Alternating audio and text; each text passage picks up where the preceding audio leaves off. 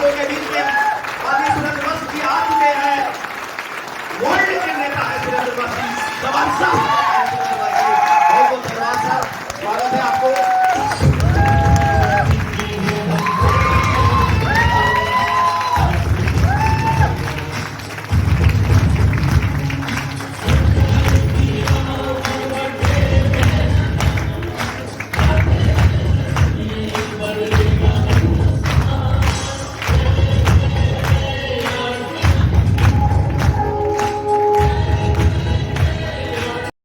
मालूम है आज आप यहाँ पे इसलिए आए हैं क्योंकि ऊपर वाला आपकी जिंदगी में कुछ बड़ा करना चाहता है।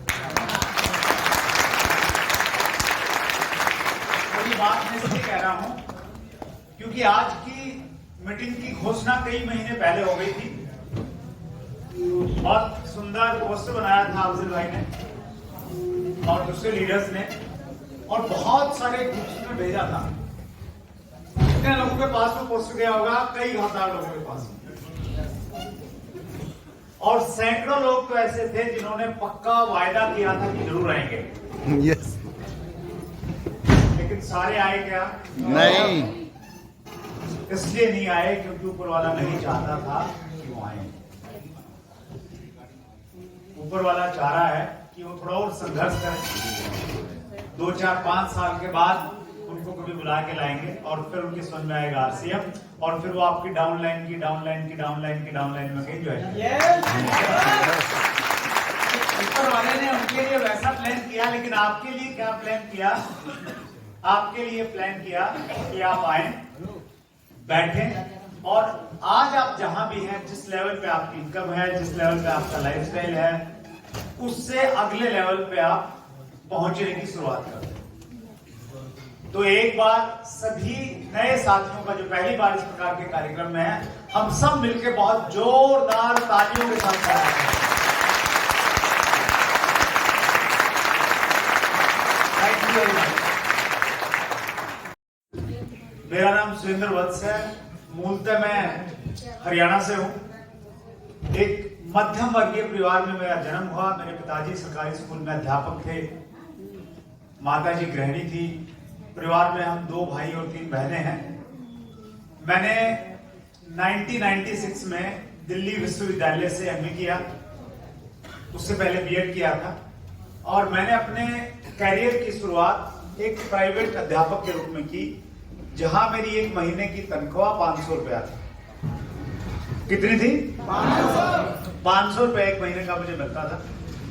1 साल मैंने नौकरी की और 1 साल नौकरी करने के बाद एक बात मेरी समझ में बहुत अच्छे से आ गई।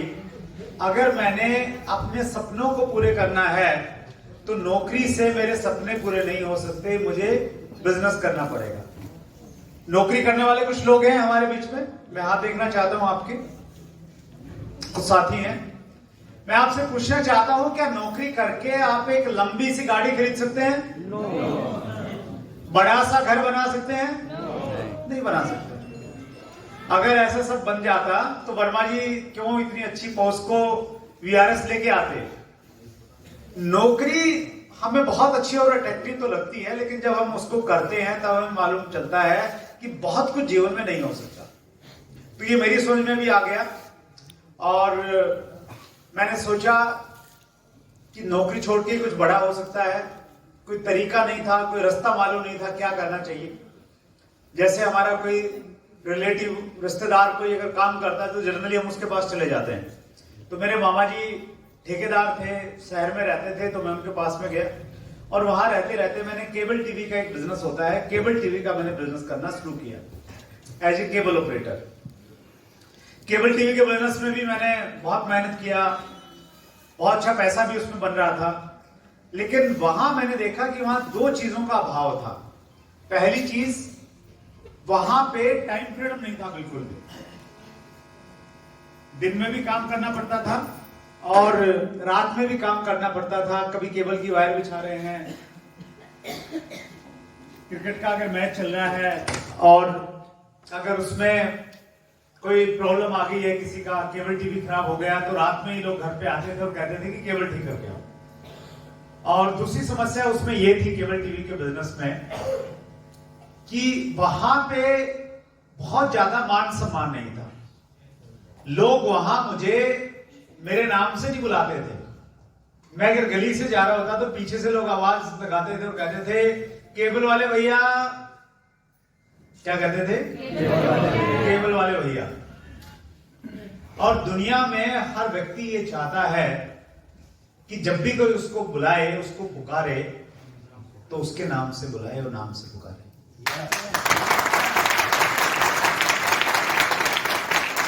मुंशी प्रेमचंद जी ने इसी बात को थोड़ा अलग तरीके से कहा है। उन्होंने लिखा है कि मानव की अभिलाषा है कि उसका नाम सफेद कागज पे काले अक्षरों में लिखा जाए और दुनिया उसे पढ़े।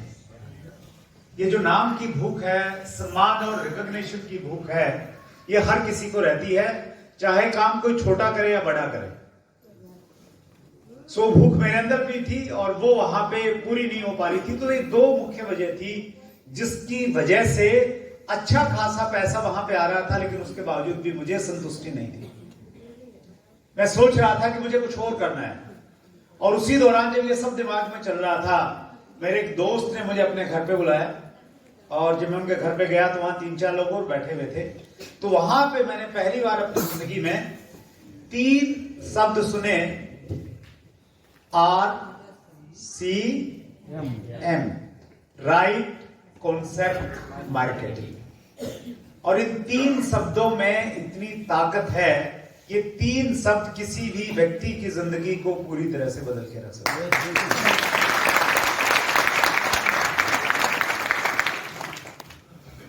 हमने कहावत सुनी है, एक कहावत सुनी है, बुरा वक्त कब किस व्यक्ति की जिंदगी में किस रूप में आएगा इसका पता नहीं चलता। हेलो, इसके विपरीत भी एक कहावत है, अच्छा वक्त कब किस व्यक्ति की जिंदगी में किस रूप में आएगा जिसका RCM मेरी जिंदगी में एक अच्छी अपॉर्चुनिटी के रूप में, एक अच्छे वक्त के रूप में आया। लेकिन उस समय मेरी समझ में नहीं आया। मेरे भी बहुत सारे प्रश्न थे। 3 महीने तक, ज्वाइन करने के 3 महीने तक मैंने इस बिजनेस में कुछ नहीं किया। 3 महीने के बाद मेरे अपलाइन मुझे जबरदस्ती करके इस प्रकार की मीटिंग में लेके आए। और मेरा अनुभव ये कहता है कि आज भी कुछ लोग ऐसे रहे होंगे मेरे जैसे, जिनको जबरदस्ती लाया गया यहाँ। आना नहीं चाहते थे। सो मैं बैठा यहाँ पे, और यहाँ बैठने के बाद में जब मैंने इस कार्यक्रम को नजदीक से देखा, बहुत सारे लोगों को मैंने देखा, आपने भी देखा होगा, रॉयल्टी चीवर हैं, टेक्निकल चीवर हैं। कोई अभी शुरुआत किया है, 500 रुपया कमाया है किसी ने, कोई 5,000 रुपया कमा रहा है, कोई 50,000 भी कमा रहा है। SP वर्मा जी हमारे सामने थे, 1 करोड़ से ज्यादा उन्होंने कमाया है। तो ऐसे सब लोगों से मिलने के बाद में, उनको देखने के बाद में पहली बार मुझे ऐसा लगा कि मुझे ये बिजनेस करना चाहिए। और आज से 21 साल पहले इसी प्रकार की एक मीटिंग मेरी जिंदगी का टर्निंग पॉइंट बन गई। मेरा अनुभव ये कहता है, ठीक उसी तरह से आज की ये मीटिंग, आज की ये तारीख 20 जनवरी 2023 बहुत सारे लोगों की जिंदगी में एक बड़ा टर्निंग पॉइंट बनने जा रही है।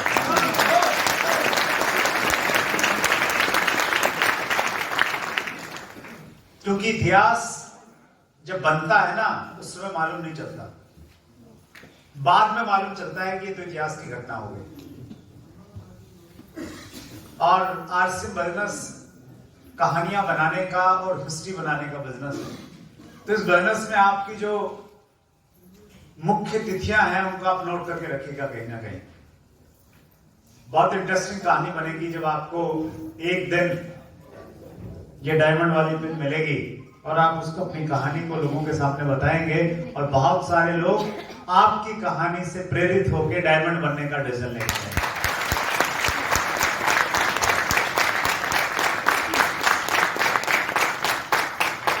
साथियों, इसी प्रकार की एक मीटिंग के बाद में मैंने डिसाइड किया कि मुझे RCM बिजनेस करना है। बहुत उत्साहित था, करना चाहता था, बड़ा जोश था। लेकिन करना कैसे है तरीका मालूम नहीं था। शुरुआती कि कई घटनाएं मुझे याद हैं जब मैं बड़े उत्साह के साथ किसी से मिलने के लिए जाता था और ये सोचते हुए जाता था कि उसको प्लान दिखाऊंगा, फिर उसकी लिस्ट बनवाऊंगा, फिर उसकी लिस्ट के लोगों के साथ काम करूंगा, लेकिन चाय पी के वापस आ जाता था। बात कैसे करनी है, कहां से शुरू करनी है, यही मालूम नहीं था। हेजिटेशन बहुत था। कुछ बच्चे रहते हैं ना, बहुत ज्यादा संकोची होते हैं।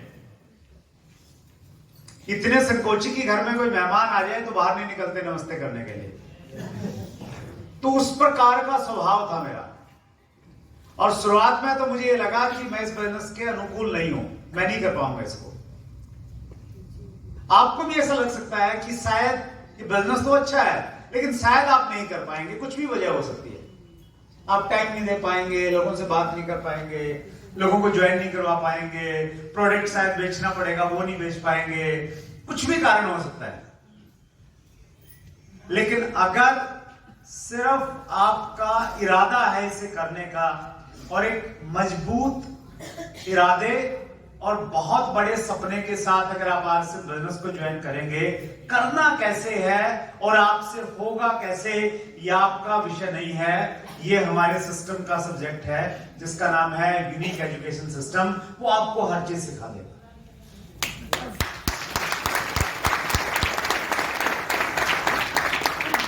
अगर आपके अंदर हेजिटेशन है मेरे की तरह, तो बोलना कैसे है वो सिखा देंगे। और कुछ लोगों की समस्या ये रहती है कि वो बहुत ज्यादा बोलते हैं, चुप ही नहीं होते,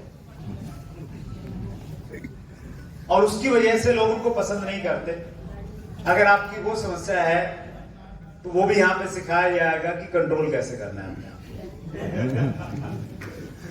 तो एक परफेक्ट व्यक्ति जैसा होता है ना, परफेक्ट एकदम अट्रैक्टिव पर्सनैलिटी जिसको हम लोग बोलते हैं, आकर्षक व्यक्तित्व, वैसा आपको बना देंगे। और जैसे जैसे आप ऐसा बनते चले जाएंगे, आरसीएम बिजनेस में लेवल्स आपके पास में आते चले जाएंगे। सो वैसा ही मेरे साथ हुआ।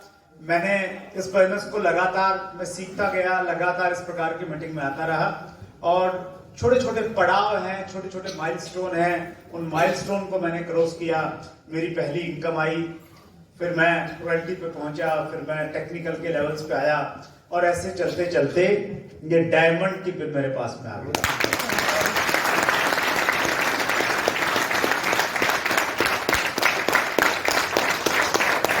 कितने लोग हैं जो डायमंड बनना चाहते हैं? बहुत बड़े। डायमंड एक ऐसा लाइफस्टाइल है जहां पहुंचने के बाद आपको जिंदगी की हर चीज मिल जाती है। हम लोग सुनते हैं कि एक अलग दुनिया है जिसको जन्नत बोलते हैं या स्वर्ग बोलते हैं, और वहां पे व्यक्ति की हर मनोकामना पूरी हो जाती है। लेकिन मैं आपको विश्वास दिलाता हूं, पता नहीं वो तो स्वर्ग और जन्नत होती या नहीं होती है, लेकिन आरसीएम में जब आप डायमंड बन जाओगे तो स्वर्ग और जन्नत की अनुभूति आपको जरूर होगी।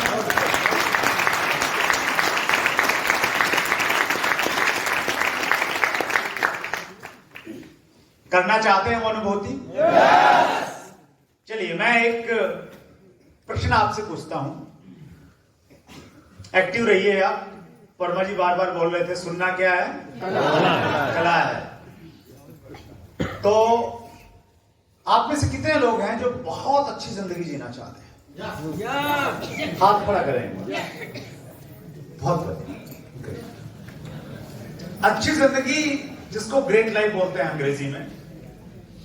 अच्छी जिंदगी जीने के लिए आज के समय में, इस युग में, सबसे ज्यादा क्या जरूरी चीज है? पैसा चाहिए। यस, बहुत बढ़िया।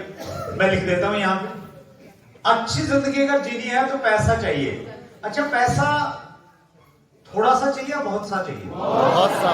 थोड़े में तो बात नहीं बनेगी ना। अच्छा, इसमें लिख देता हूं मैं यहां पे, ढेर सारा पैसा। ढेर सारा, राइट।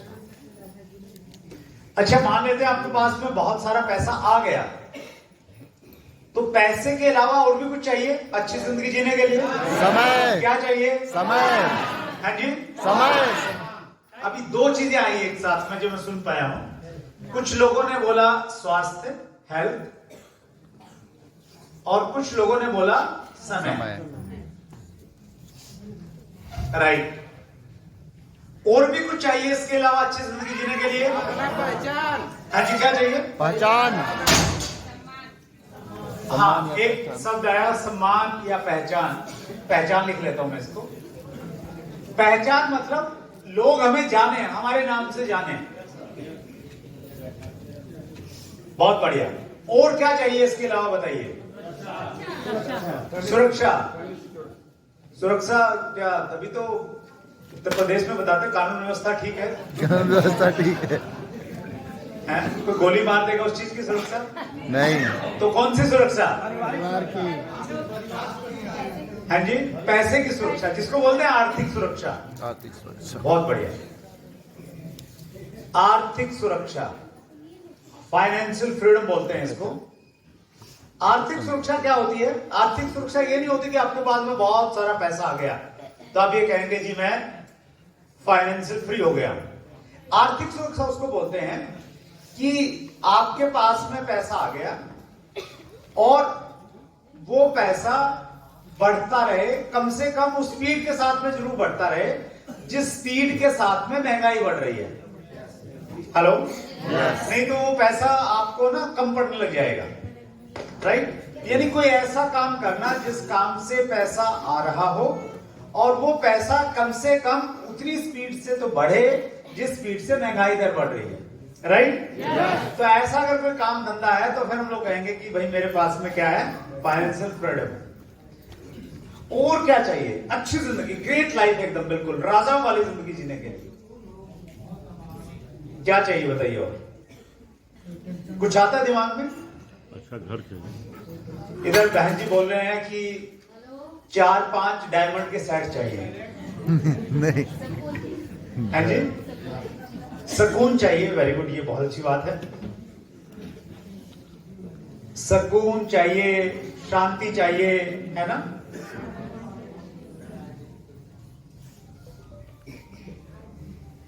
सुकून शांति नाम नहीं है किसी के कि ये सोचे कि अब ढूंढने लगेंगे सुकून कौन है और शांति कौन है। तो एक मेंटल पीस चाहिए कि भाई सब कुछ है, बहुत सारे, देखिए बहुत सही बोला आपने, बहुत सारे लोग हैं उनके पास में खूब सारा पैसा है लेकिन उसके बावजूद भी वो सुसाइड कर लेते हैं। जी। कितने सारे, कई बार हम लोग न्यूज़पेपर में पढ़ते हैं, चैनल पे हमें दिखाई देता है। क्यों? क्योंकि उनके पास में क्या नहीं है? सुकून नहीं है, शांति नहीं है, डिस्टर्ब है, टेंशन में रहते हैं। अच्छा, एक अब मैं बहुत गंभीर सवाल आपसे पूछ रहा हूं, बहुत सोच समझ के जवाब दीजिएगा। आज आप जो भी काम करते हैं और जो आरसीएम में ज्वाइन है उनको आप थोड़ी देर के लिए आप मान लीजिए कि आप आरसीएम में नहीं है। जो आप पहले काम करते थे वो काम कर रहे हैं, आरसीएम में आप आए नहीं। तो आप ये सोचिए ध्यान से और सोच के मुझे बताइए कि जो भी आप काम कर रहे हैं, क्या उस काम के करने से, उसमें आप खूब सारी मेहनत कीजिए, मैं कहता हूं दिन रात एक कर दीजिए, तो क्या ये सारी की सारी चीजें आपको एक साथ मिल सकती हैं? कभी नहीं। कोई इनमें से कुछ चीजें तो मिल सकती है। हो सकता है आप मेहनत करो, खूब सारा पैसा कमा लें, लेकिन हो सकता है उस पैसा कमाने के चक्कर में आपकी हेल्थ का बैंड बच जाएगा। और ये हो सकता है कि पैसा भी है लेकिन रिकॉग्निशन नहीं है, जानता ही नहीं कोई, गली में नमस्ते ही नहीं करता, कोई दुआ सलाम नहीं करता। हेलो? फिर ये भी परेशानी की बात। बहुत सारे लोग ना बाहर से पैसा कमा के लेके तो आ जाते हैं लेकिन कोई जानता पहचानता ही नहीं।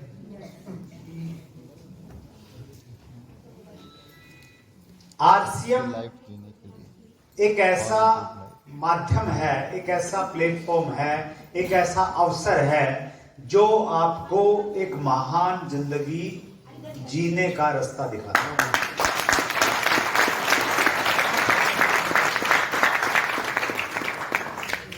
मैं ये तो नहीं जानता कितने लोग ये महान जिंदगी जी पाएंगे, कितने लोगों के पास में ये पेन आएगी। लेकिन अच्छी बात क्या है कि रास्ता तो है, पा तो सकते हैं। यस और नो? कितने लोग सहमत है मेरी बात से? पा सकते हैं। क्यों पा सकते हैं? क्योंकि आरसीएम को इस प्रकार से डिजाइन किया गया है, आपकी नौकरी या आपका व्यवसाय या आप कोई दूसरा काम करते हैं, खेती करते हैं, ये जितने भी काम है ना, उनको इस प्रकार से डिजाइन किया गया है कि उनसे ये सारी चीजें एक साथ नहीं मिल सकती। हेलो? लेकिन आरसीएम को इस प्रकार से डिजाइन किया गया है कि यहां सारी चीजें आपको एक साथ मिल सकती हैं।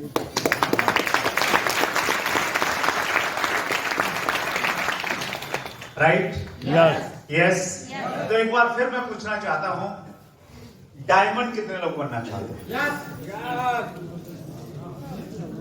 बहुत बढ़िया, ग्रेट। डायमंड मतलब आप मान के चलिए ये सारी की सारी चीजें जितनी भी मैंने यहां पे लिखी है ना, ये सब कुछ आपको मिल जाएगा। राइट? अब ये कैसे मिलेगा, उस यात्रा पे आगे बढ़ते हैं हम लोग। अंग्रेजी में एक शब्द है जिसको हम लोग बोलते हैं विजन,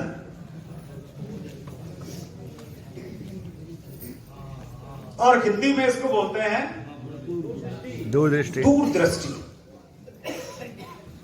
दूर का देखना।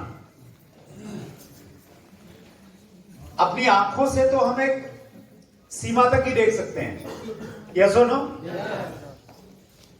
लेकिन यहां हम बात कर रहे हैं अंदर की दृष्टि, किसको अंतर्दृष्टि बोलेंगे हम लोग, विजन को।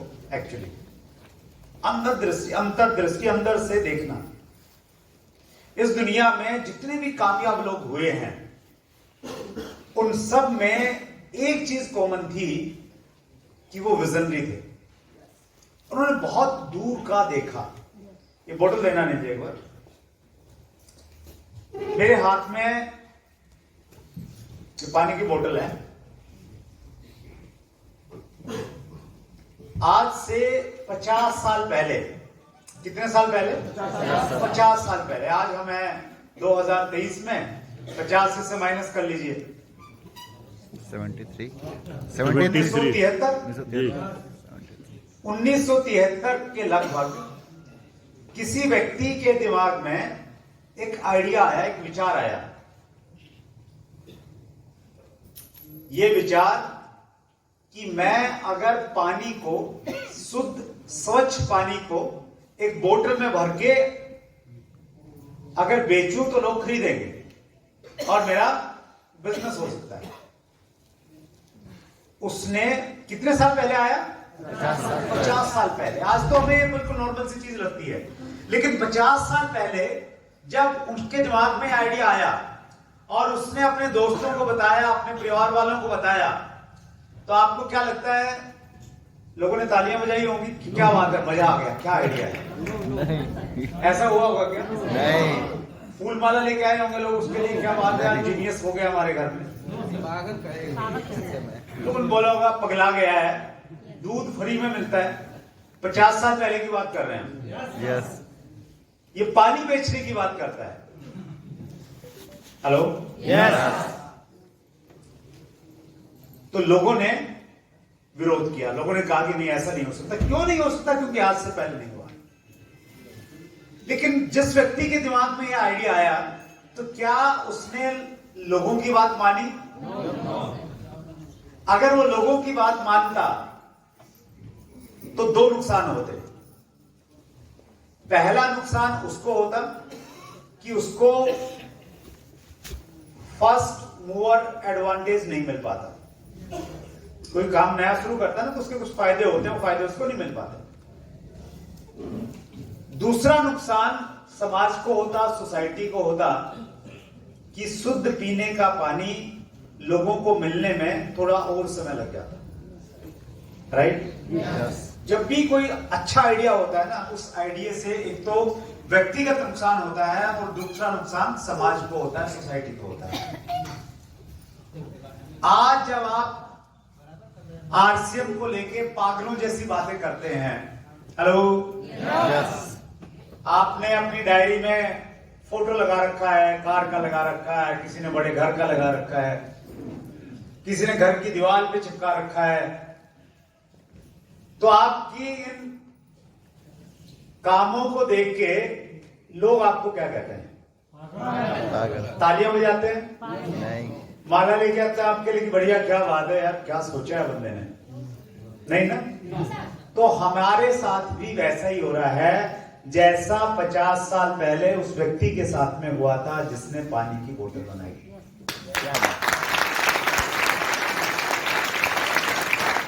तो इससे आपको ये लगना चाहिए कि आप सही दिशा में जा रहे हैं। Right sir? यस, हमेशा जब भी आप इस बिजनेस को करें, ये बिजनेस आपको कहां लेके जा सकता है वो हमेशा आपके जहन में होना चाहिए। आरसीएम बिजनेस जिस कॉन्सेप्ट पे काम करता है, जिस तकनीक पे काम करता है, उसको बोलते हैं डायरेक्ट सेलिंग। क्या बोलते हैं? डायरेक्ट सेलिंग मेथड बोलते हैं उसको, डीएसएम। नेटवर्क मार्केटिंग भी उसको बोलते हैं हम लोग। ये जो डीएसएम है, इसकी शुरुआत 1959 में अमेरिका से हुई थी। क्या कॉन्सेप्ट है हमारा? प्लान में आपने देखा होगा कि जो अभी हमारी वर्तमान व्यवस्था है सामान खरीदने की, उसमें एक मैन्युफैक्चरर होता है जो सामान को बनाता है।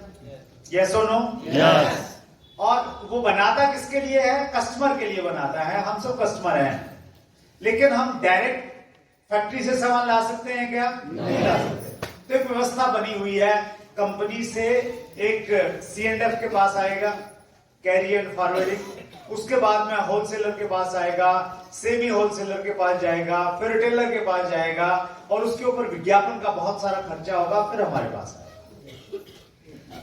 तो 1959 में पहली बार किसी के दिमाग में ये आया कि ये जो बीच में लोग हैं इन सबको हटा दें और इस सामान को सीधा ग्राहक तक पहुंचा दें, तो ये भी एक व्यवस्था हो सकती है, एक वैकल्पिक व्यवस्था हो सकती है। तो उन्होंने ये डायरेक्ट सेलिंग का एक मेथड स्टार्ट किया। कब स्टार्ट हुआ?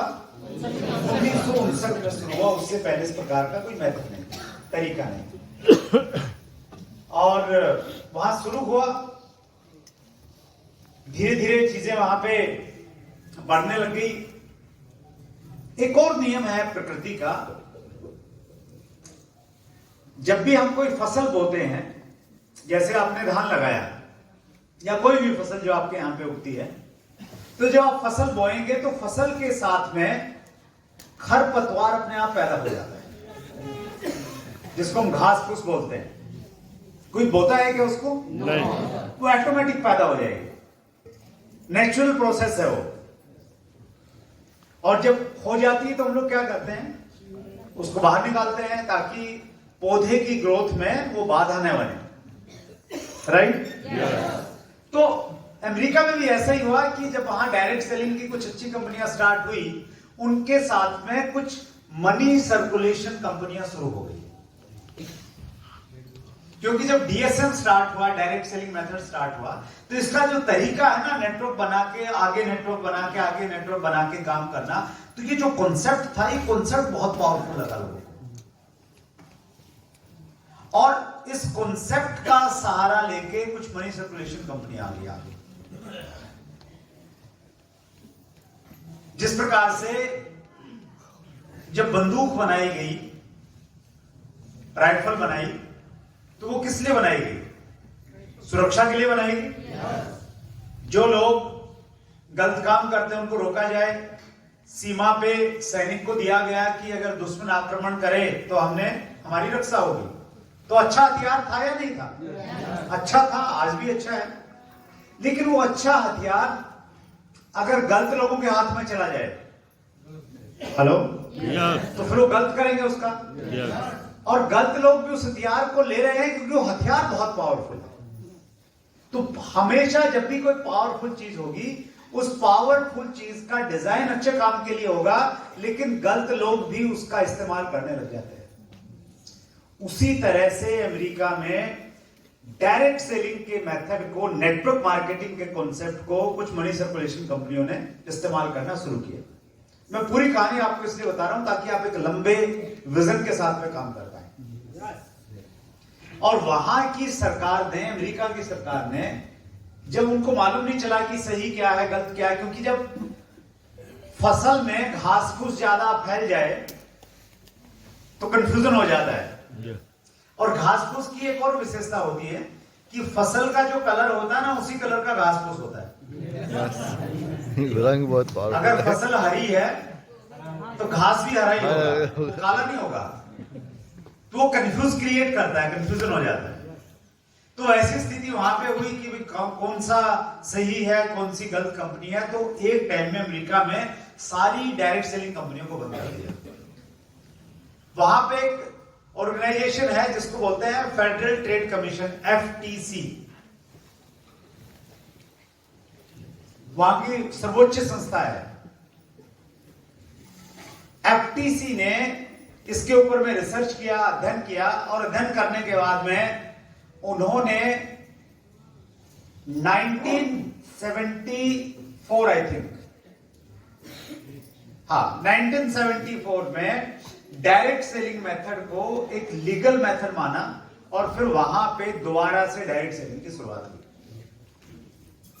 और धीरे धीरे डायरेक्ट सेलिंग का मॉडल यूरोप के देशों में गया। 1990 के बाद में डायरेक्ट सेलिंग का मॉडल हमारे देश में भी आया। कुछ विदेशी कंपनियों ने डायरेक्ट सेलिंग की शुरुआत की। विदेशी कंपनियां जब हमारे देश में डायरेक्ट सेलिंग लेके आई, उन्होंने बताया कि देखो ये मैन्युफैक्चर प्रोडक्ट बनाता है, उसके बाद में ये C&F है, फिर होलसेलर है, फिर रिटेलर है, और ये विज्ञापन पे खर्चा जा रहा है। हम आपको एक ऐसा तरीका बता रहे हैं कि ये सारे हट जाएंगे और सीधा सामान आपको मिलेगा। तो तरीका बढ़िया है।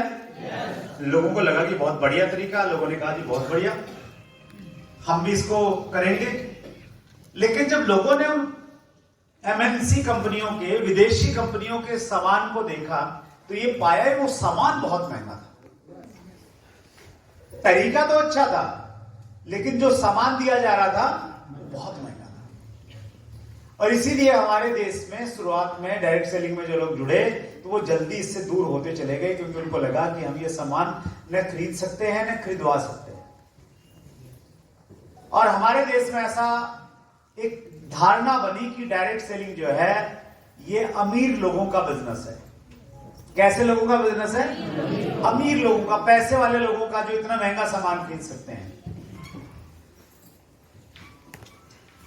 एक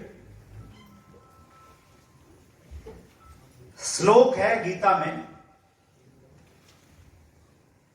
भगवान कृष्ण जब अर्जुन को उपदेश दे रहे थे तो उसमें उन्होंने कहा कि अर्जुन, जब इस धरती पे कभी भी अंधकार बढ़ेगा, अत्याचार बढ़ेगा, उस समय मैं जन्म लूंगा। तो उसके लिए एक श्लोक है, यदा यदा हि धर्मस्य ग्लानिर्भवति भारत अभ्युत्थानम अधर्मस्य तदात्मानं सृजाम्यहम्।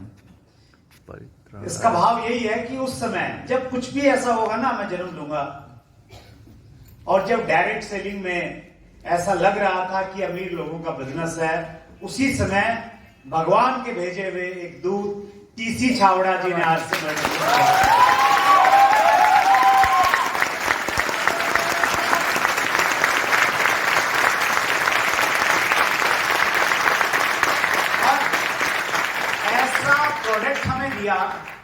ऐसा प्रोडक्ट हमें दिया जिसको हर आदमी को लगा कि ये तो मेरी जरूरत का सामान है और मेरे रेटों पे उपलब्ध है। जिस रेट पे मैं बाजार से ले रहा हूं उस रेट पे उपलब्ध है। RCM बिजनेस की शुरुआत हुई अगस्त 2000 में। ये सिर्फ एक प्रोडक्ट था शुरुआत में, पैंट पीस। उसके कई महीनों के बाद में शर्ट आ गई, पैंट शर्ट की जोड़ी हो गई।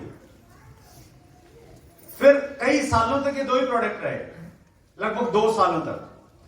2 साल के बाद, और हम चूंकि पुराने जमाने के जेलर हैं तो हमने उस समय वेट किया ये बिजनेस जब सिर्फ यही प्रोडक्ट होते थे, पैंट शर्ट बस।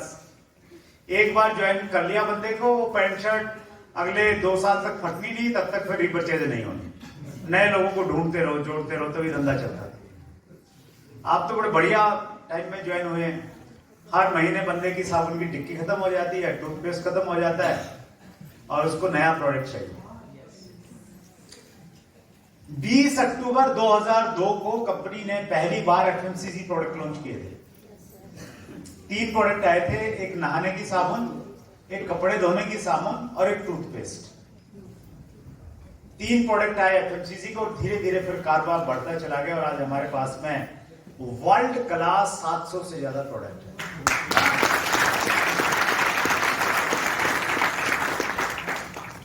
2000 में आरसी बिजनेस की शुरुआत हो गई। धीरे धीरे हमारे देश में डायरेक्ट सेलिंग इंडस्ट्री आगे बढ़ रही थी। जिस प्रकार अमेरिका में हुआ था वैसा ही हमारे हिंदुस्तान में हुआ था। अमेरिका में क्या हुआ था? बंद कर दिया। बंद कंपनियां, सारी कंपनियां बंद हो गई थी, मनी सर्कुलेशन की स्कीमें आ गई थी, फसल के साथ में घास फूस पैदा हो गई थी। और हिंदुस्तान वाले तो हमेशा आगे ही रहते हैं हर चीज में। तो हमारे यहाँ तो स्थिति ये हो गई कि घास 95% और फसल 5%। और फिर एक बड़ा टफ टाइम आया हमारे देश में डायरेक्ट सेलिंग के लिए। जो अमेरिका में आया था वो हमारे यहाँ पे आया 2011-12 में। बहुत सारी कंपनियों को हमारे देश में बंद कर दिया और पूरी डायरेक्ट सेलिंग इंडस्ट्री के ऊपर में एक प्रश्न चिन्ह लग गया था, पता नहीं ये बिजनेस चलेगा या नहीं चलेगा। और उस समय डायरेक्ट सेलिंग एसोसिएशन बनी। मुझे सौभाग्य मिला, एक बड़ी अच्छी लीडिंग ऑर्गेनाइजेशन है डायरेक्ट सेलिंग की, DSDWA, direct selling distributor welfare association, इसका प्रेसिडेंट बनने का मौका मिला मुझे 2012-13 में। और उस समय हमने सरकार के सामने जाके अपनी बातचीत रखी कि भाई हम ये इस प्रकार का एक व्यवसाय करते हैं और ये व्यवसाय सही है या गलत है। अब किसके पास में जाएं, उसके लिए हमने क्या किया, हमने RTI एक तरीका होता है, राइट टू इंफॉर्मेशन। तो राइट टू इंफॉर्मेशन के तहत हमने कई सारे विभागों में एप्लीकेशन लगाई कि भाई ये हमारा बिजनेस मॉडल है, ये सही है या गलत है, आप हमें बताएं प्लीज। तो सबने हमें गोल गोल घुमा दिया, कहीं से कोई सही जवाब हमें नहीं मिला। लेकिन उसकी वजह से वो जो गोल गोल हमें घुमाया था, तो वो जितने भी रिप्लाई थे वो सारे रिप्लाई हमने इकट्ठा किए और उन सारे रिप्लाई को लेके एक और RTI हमने लगाई प्रधानमंत्री कार्यालय में, PMO में। और PMO में लगाने के बाद में फिर एक कमेटी बनी जिसको बोलते हैं इंटरनल मिनिस्ट्रियल कमेटी, IMC। तो वो कमेटी क्यों बनी? वो इसलिए बनी कि बहुत सारी मिनिस्ट्रियों को इन्वॉल्व करना था। कंफ्यूजन था कि भाई ये काम कौन से विभाग के अंतर्गत आना चाहिए, और वो बना। और फिर फाइनली 2016 में डायरेक्ट सेलिंग के ऊपर में गाइडलाइन आ गई, जिसके हम बहुत दिनों से, बहुत सालों से इंतजार कर रहे हैं। और गाइडलाइन आने के बाद भी एक्चुअली प्रॉपर हमें सोल्यूशन नहीं मिला। फिर हमने और आगे की प्रक्रिया शुरू की और 28 दिसंबर 2021 को हमारे कानून में, हमारे संविधान में डायरेक्ट सेलिंग का जिक्र हुआ है। एक अलग से कानून बना है हमारे देश में डायरेक्ट से, उसको लेके, कंज्यूमर्स को लेके, और उसके अंदर हमारे डायरेक्ट सेलिंग के रूल्स आ गए हैं, जिसको हम लोग बोलते हैं DS रूल्स 2021।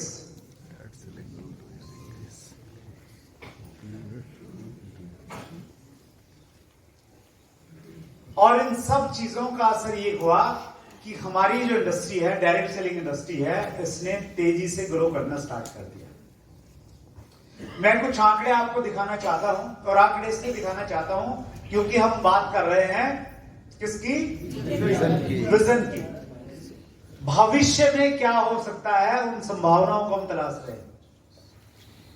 एक ऑर्गेनाइजेशन है दुनिया में, बहुत रेपुटेड ऑर्गेनाइजेशन, उस ऑर्गेनाइजेशन का नाम है WFDSA। फुल फॉर्म बनती है world federation direct selling association. ये संस्था हर साल डायरेक्ट सेलिंग के डाटा प्रस्तुत करती है, दुनिया के सामने अपनी वेबसाइट पे लगा देती है। तो 2021 के जो डाटा हैं FDS से या WFDS के, वो बताते हैं कि दुनिया का जो कारोबार था वो 1,80,000 मिलियन डॉलर, एक बहुत बड़ी रकम होती है। और इसमें सबसे ज्यादा कारोबार किया अमेरिका ने। नंबर 1 पे कौन था? America 42,000 million dollar. और हमारा नंबर था 12वां। कौन सा था? 12वां नंबर हमारा था, जबकि हमारी जनसंख्या दुनिया में दूसरे नंबर पे आती है। अमेरिका की जनसंख्या लगभग 35 करोड़ है, हमारी जनसंख्या 140 करोड़ से पार कर गई है। लेकिन ये हमारे लिए एक अच्छी बात है। अच्छी बात ये है कि हमारे देश में डायरेक्ट सेलिंग का काम अभी बहुत ज्यादा हुआ नहीं।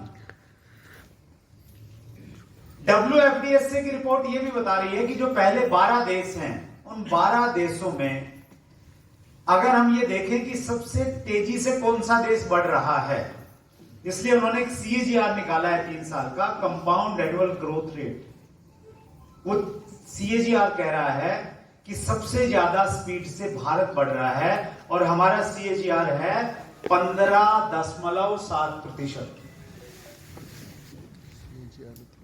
और इसी स्पीड के साथ अगर हम ग्रो करते रहे, हम भी इसी स्पीड के साथ ग्रो करें और बाकी देश भी उनका जो ग्रोथ रेट है उसके साथ ग्रो करें, तो 2050 के लगभग हम दुनिया में नंबर 1 की पोजीशन पर पहुंच जाएंगे।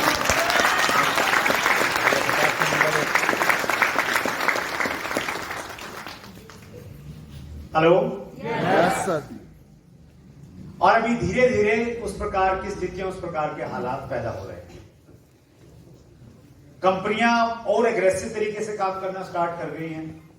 जो गलत कंपनियां हैं उन पे एक्शन हो रहे हैं, उन पे कार्रवाई हो रही है क्योंकि कानून आ गया है। और ये सारे का सारी जो चीजें हैं, अभी जो टाइम है ना, ये बहुत महत्वपूर्ण टाइम है डायरेक्ट सेलिंग इंडस्ट्री के लिए। Hello, yes. क्योंकि कोई भी इंडस्ट्री पहले 15-20 साल तक स्ट्रगल करती है। उसका स्ट्रगल एक पीरियड का कहते हैं उसको, फिर उसका एक ग्रोथ पीरियड आता है और फिर आगे जाके वो थोड़ा स्टेबल हो जाती है। तो हम ये मान सकते हैं कि अभी हमारी ग्रोथ पीरियड की अभी शुरुआत हुई है। तो आने वाले कुछ साल बहुत इंपॉर्टेंट है। जो व्यक्ति इन सालों में फोकस रह के काम करेंगे, उनकी आने वाली पीढ़ियों को काम करने की आवश्यकता है।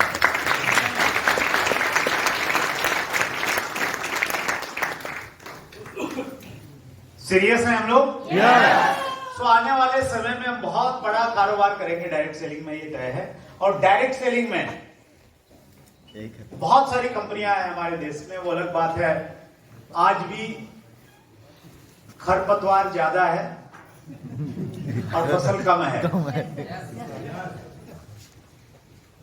अगर आप दिल्ली के किसी चांदनी चौक के एक व्यापारी को, जो गांव देहात से कभी उसका वास्ता नहीं पड़ा, उसका आप गाजीपुर में लेके आ जाइए और खेत में छोड़ दीजिए, और एक ऐसे खेत में जिसमें फसल कम हो और घास फूस ज्यादा हो, और उसको बोलिए कि भैया आप इसमें ढूंढ के बताओ फसल कौन सी है और घास फूस कौन सी। बता पाएगा? नहीं बता पाएगा। और वो बाई दी वे अगर किसी पे हाथ लगाए कि भाई ये फसल है और वो सही निकल जाए, तो आप उसको ज्ञान नहीं कहोगे, उसको तुक्का कहते हैं। क्या कहते हैं? तुक्का लग गया। और तुक्का तब लगता है जब ऊपर वाले की कृपा होती है। तो मैं हमेशा ये कहता हूं और अंदर से इस चीज को मानता हूं कि हम सब लोग बहुत लकी हैं, सौभाग्यशाली हैं कि परमात्मा ने हम सब पे कृपा की कि हमें हिंदुस्तान की सबसे अच्छी direct selling company RCM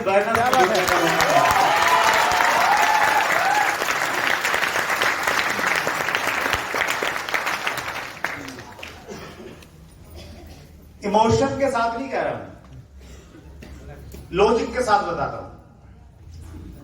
why we are best, सबसे पहला कारण हमारा प्रोडक्ट रीजनेबल व हाई क्वालिटी। कहीं भी किसी भी कंपनी से आप कंपैरिजन कर लीजिएगा, इस प्रकार के रेट में, इस क्वालिटी में कोई प्रोडक्ट नहीं बना सकता। मैं ये तो नहीं कहूंगा नहीं बना सकता, अब तक नहीं है किसी के पास, और संभावनाएं बहुत कम है कि कोई बना पाएगा।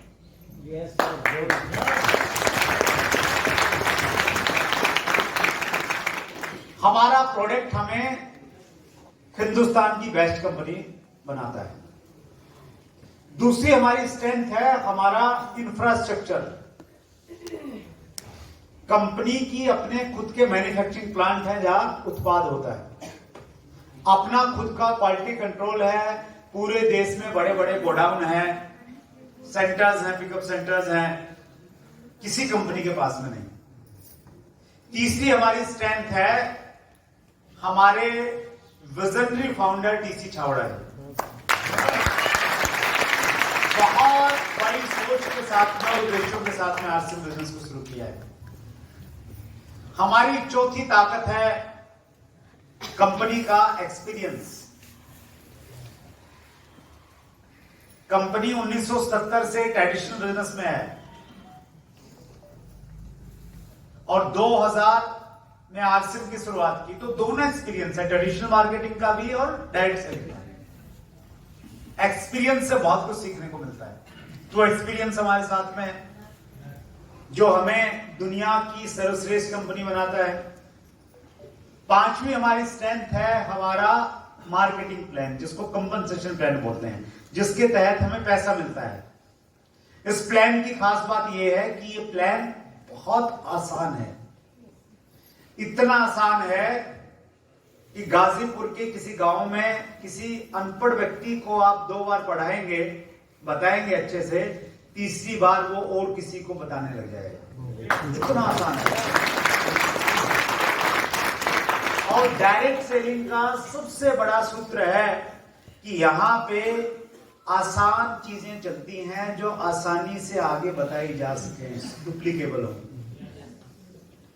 और हमारी छठी जो स्ट्रेंथ है वो है हमारा एक सिस्टम जिसको हम लोग एजुकेशन सिस्टम बोलते हैं, यूईएस, यूनिक एजुकेशन सिस्टम, जिसकी बदौलत आज यहां पे ये मीटिंग हो रही है। ये एजुकेशन सिस्टम हम सब लोगों को एजुकेट करता है। तो ये 6 ऐसी चीजें हैं जो चीख चीख के और चिल्ला चिल्ला के ये कहती हैं, नॉर्थ और साउथ, ईस्ट और waste, RCM is the best. RCM is the best. We are best. Logical we are best. Emotionally नहीं कि भैया हम RCM से जुड़े हुए। और चूंकि पहली बार हमारे सामने कुछ भी आएगा तो हमें मालूम नहीं है कि क्या RCM है और क्या WCM है। मालूम चलता है क्या? नहीं। वो तो बाद में मालूम चलता है ना? Yes yes. और जब बाद में मालूम चलता है तब तक देर हो चुकी होती है। फिर दूसरी बार भी बहुत सारे लोग, उनको WCM मिल जाती है, दूसरी बार भी गलत मिल जाती है, क्योंकि ज्यादा तो है ही गलत। तो आपको पहली बार में ही सही मिल गई तो बहुत अच्छी बात है, और अगर दूसरी, तीसरी, चौथी बार में भी सही मिली तो भी अच्छी बात है। बस अब यहां से हिलना नहीं, टिक के काम कर लेंगे तो अगली पुश्तें सुधर जाएंगी, अगली पीढ़ियां सुधर जाएंगी।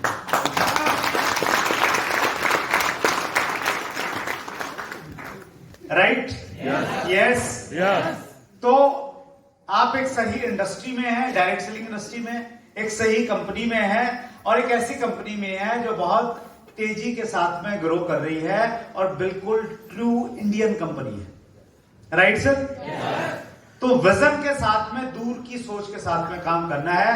ये नहीं देखना है आज आपको क्या मिल रहा है, ये देखना है कि अगर काम करते रहे तो 6 महीने के बाद और 6 साल के बाद क्या मिल सकता है, उसको बहुत बढ़िया।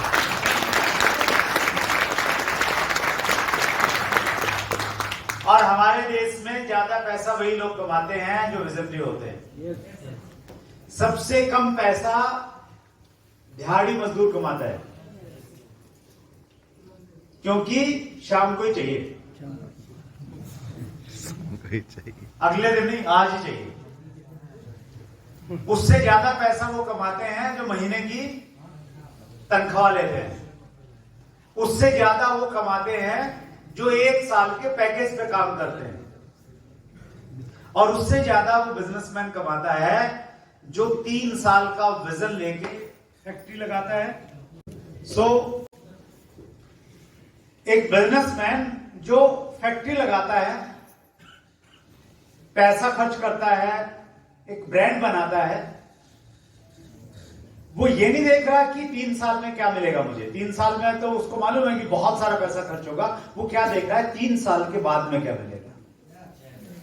और उससे ज्यादा पैसा कौन कमाता है, बड़े बड़े बिजनेसमैन, टाटा हैं, अंबानी हैं, और आजकल अडानी भी चल रहे हैं बहुत आगे। तो ये क्या करते हैं, ये 10 साल बाद सोचते हैं 10 साल बाद क्या होगा। कितने साल बाद? 10 साल बाद क्या होगा, और 10 साल तक पैसा लगाते ही जाते हैं। इसलिए लगाते जाते हैं कि उनके पास में है। जब जियो आया, जियो रिलायंस का प्रोडक्ट है, हम सबको मालूम है। आपको ये जान के आश्चर्य तो नहीं होगा, लेकिन एक इंफॉर्मेशन देना चाहता हूं। पहले साल जियो ने क्या किया, आते ही सबको फ्री, सब कुछ फ्री, कितना भी डाउनलोड करो, गाने सुनो, फिल्म देखो, कुछ भी देखो, सब फ्री। तो पहले साल उनका घाटा हजारों करोड़ का था, और घाटा हुआ। लेकिन जब 1 साल हुआ तो उन्होंने पार्टी की।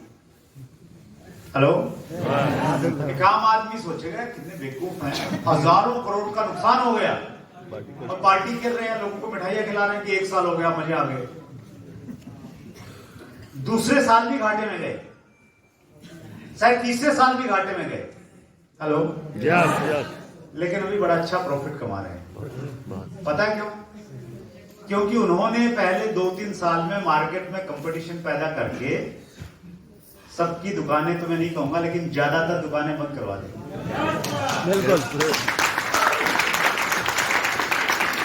और अभी रेट बढ़ाए जा रहे हैं, है ना? तो ये सारे के साथ, देखिए सब लोगों से हमें सीखना चाहिए, उनके मेथड से सीखना चाहिए कि उनका तरीका क्या है, राइट? तो छोटे वजन के साथ में काम मत कीजिए। बहुत सारे लोग आरसी में ज्वाइन करते हैं, ज्वाइन करने के अगले दिन अपलाइन को फोन करना शुरू कर देते हैं कि मेरा चेक कब आएगा। मतलब सामान खरीदा 2000 का और सोचते हैं 2500 तो मिलना चाहिए कम से कम। 2000 का सामान घर पे लेके आ गए कट्टा भर के, और उम्मीद कर रहे हैं कि नहीं 2200-2500 तो आना ही चाहिए मेरा। 6 महीने हो गए अब तक नहीं आया, कब आएगा? तो ये सब अगर बड़े बिजनेसमैन सोचने लग जाएं तो धंधा चल पाएगा क्या? नहीं चल पाएगा। तो सोच बड़े लोगों जैसे बनाइए। आपके पास में ऊपर वाले ने एक नायाब तोहफा दे दिया आरसीएम के रूप में, लेकिन विजन तो आपको बनाना है।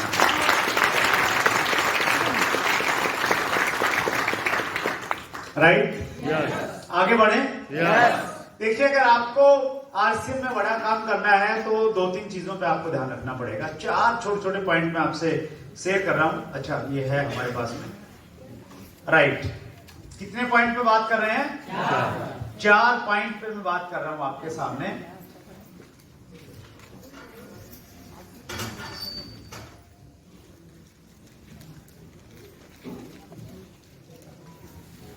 सबसे पहला,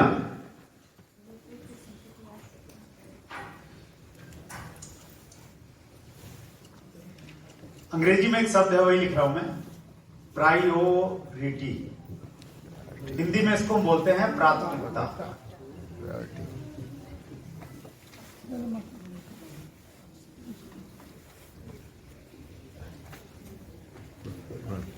ये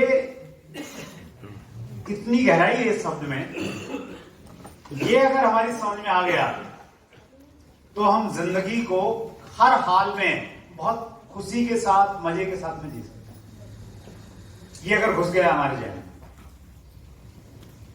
प्राथमिकता का मतलब यहां पे ये है कि जैसे हम बहुत सारे काम करते हैं, बीइंग ए मैन और वुमेन, हमारी बहुत सारी जिम्मेवारियां हैं। क्या क्या काम करते हैं? जैसे हम एक तो आरसी में कर रहे हैं, आरसी में काम हो गया। एक हमारी परिवार है, फैमिली है, तो उससे संबंधित कुछ काम है, तो वो भी एक काम हो गया, राइट। तो दूसरा काम हुआ परिवार से संबंधित। तीसरा, अगर हम लोग कोई नौकरी कर रहे हैं तो नौकरी भी एक मुख्य काम है, तो एक वो काम हो गया। चौथा एक काम हो गया हमारा परिवार में, हमने माना घर में घर को चलाना और वो सारी की सारी चीजें आ गई। पांचवा चौथा काम हो सकता है कि अगर हमारे छोटे बच्चे हैं तो बच्चों का उसकी एजुकेशन पे प्रॉपर ध्यान रखना, वो सारा का सारा वो काम हो गया, राइट। पांचवा काम हो गया कि जो हमारा सामाजिक दायरा है उसको निभाना, रिश्तेदारियां हैं, शादियां हैं, त्योहार आ गया कोई, तो उन सब पे हमें काम करना, वो भी एक काम हो गया, यस और नो। और फिर एक काम हो सकता है कि भाई समाज से संबंधित अगर आप कुछ, पहले वर्मा जी चैरिटेबल ट्रस्ट के बारे में बात कर रहे थे, तो अभी जो हमारा रिसेंटली एपिसोड आया है 2007वां शायद 207 सॉरी इंशाल्लाह 2007 भी होगा 207 एपिसोड में एक बड़ी अच्छी बात कही मनोज मलिक जी ने। पवन किससे बात हो रहा? नहीं, उसके बाद वाला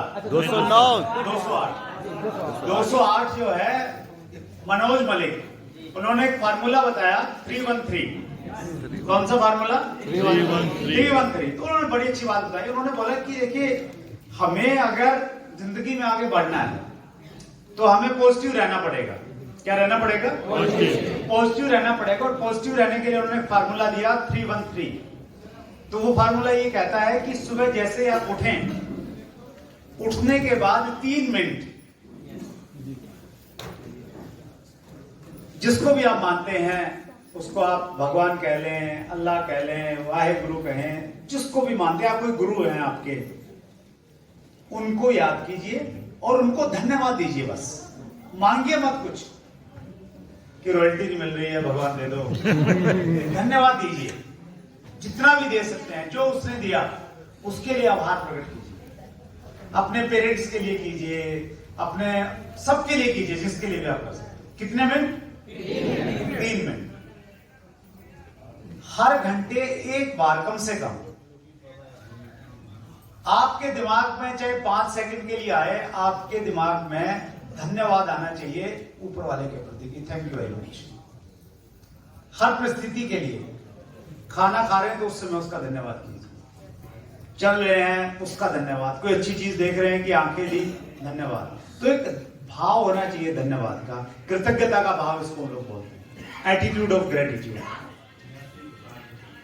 और फिर रात को सोने से ठीक पहले 3 मिनट वही चीज फिर। तो ये फॉर्मूला है 3-1-3। सुबह 3 मिनट, सोने से पहले 3 मिनट, और हर घंटे में एक बार एहसास करना उस चीज का, राइट। सो अभी ये जो अभी कार्यक्रम हुआ ना, ये चला नहीं थोड़ी देर के लिए, तो इसके लिए हमारे पास मौका है थैंक्स करने का भाई साहब का, तो इसलिए धन्यवाद करने के बाद जोरदार तालियां।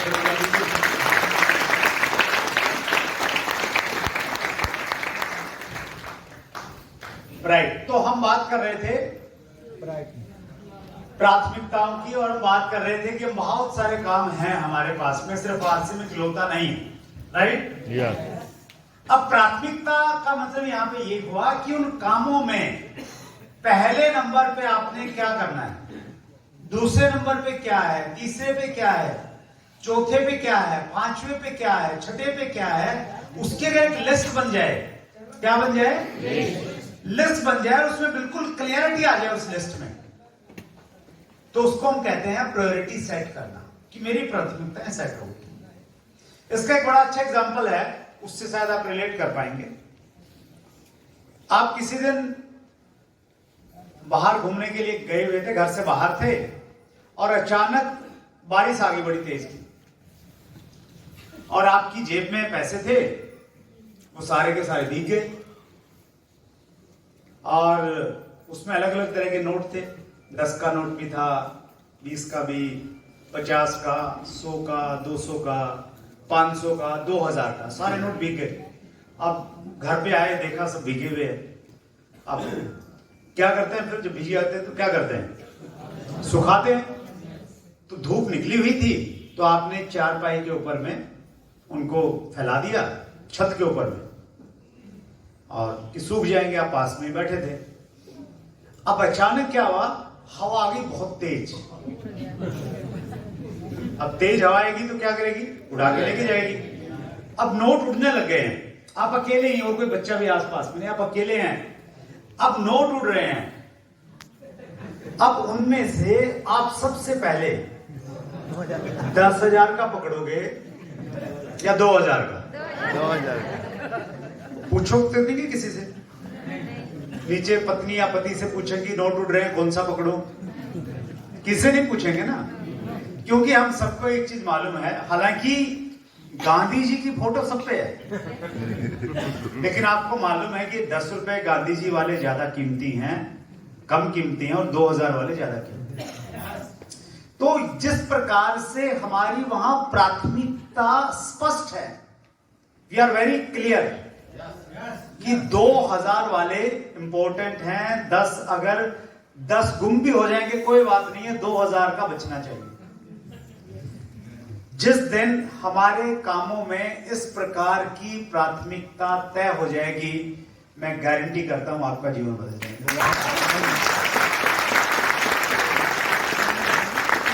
हमारी दिक्कत क्या है, हम लोग बड़े कंफ्यूज रहते हैं,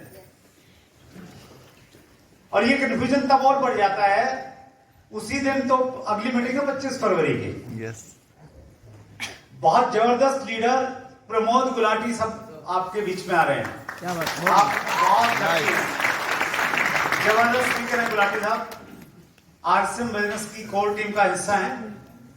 अब 25 फरवरी को प्रमोद गुलाटी आ रहे हैं, और 25 फरवरी को साली साहिबा के बेटे की शादी आ गई। हेलो, हाँ यार, उसी दिन। अब क्या करें? प्राथमिकता बदल देंगे। हाँ जी, बड़ा कंफ्यूजन है ना? कंफ्यूजन मालूम क्यों है? इसलिए है क्योंकि प्रायोरिटी सेट नहीं है। प्रायोरिटी सेट नहीं है। अगर हमारी प्रायोरिटी ये है कि मेरी पहली प्राथमिकता, सर्वोच्च प्राथमिकता आरसीएम है, अगले 2 साल के लिए मान लेते, अगले 2 साल कुछ भी आ जाए, मैंने आरसीएम को प्राथमिकता देनी है, तो अब कोई कंफ्यूजन नहीं है। यस, अब साली साहिबा नाराज हो तो हो, बाद में जाके बधाई लेके आ जाएंगे, लेकिन प्राथमिकताएं तय हैं। तो 25 फरवरी को गुलाटी साहब को सुनना है।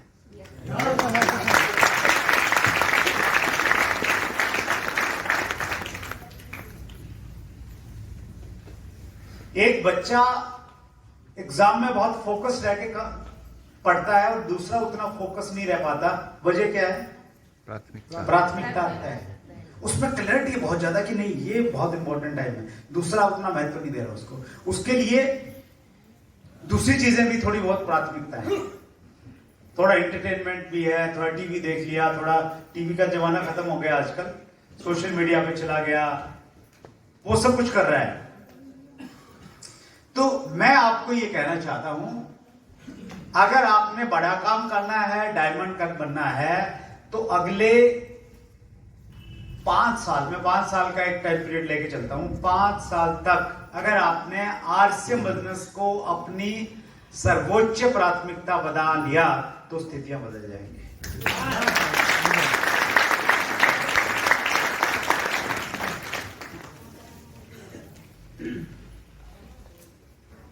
प्राथमिकताएं तय होने से कैसे चीजें बदलती हैं, एग्जांपल एक तो देना चाहता हूं। जब मैंने बिजनेस शुरू किया, मेरे पास में बहुत ज्यादा पैसा नहीं था, और स्थिति यहां पे थी कि जब मुझे बिजनेस करते हुए 2 साल हो गए थे, उसके बाद में मेरे ऊपर में 2 लाख रुपए का कर्ज हो गया था। और ऐसी स्थिति में काम करना बड़ा मुश्किल रहता है जब पैसा आपके पास में है नहीं, ऊपर से कर्जा हो गया है। लेकिन मैंने फील्ड वर्क नहीं छोड़ा। मैं 25-25 दिन उस स्थिति में भी घर से बाहर रहता था, ट्रेन में जनरल कंपार्टमेंट में सफर करता था, एक टाइम का खाना मिस कर देता था, इसलिए पैसा बच जाएगा। वैसी स्थिति में काम किया। प्राथमिकता तय थी कि 5 साल तक आरसीएम बिजनेस को करना। पूरी जान से करना है। पूरा उन 5 सालों में क्या आपको लगता है कभी बीमार नहीं हुआ हूंगा मैं? हेलो, यस, हुआ हूंगा नेचुरली। उन 5 सालों में क्या आपको लगता है कि कोई रिश्तेदार बीमार नहीं हुआ होगा, किसी की मृत्यु नहीं होगी परिवार में? हुआ होगा, नेचुरल है वो भी। लेकिन ऊपर वाले की कृपा से मैंने एक छोटी मीटिंग भी कैंसिल नहीं की। क्यों नहीं की? क्योंकि सर्वोच्च प्राथमिकता उन 5 सालों में शुरुआत में कभी भी मैं बच्चों के बर्थडे पे घर पे नहीं रहा। हमारी जब मैरिज एनिवर्सरी आती थी, मैं कभी वेस्ट बंगाल में होता था, कभी महाराष्ट्र में मिलता था। सर्वोच्च प्राथमिकता क्या थी?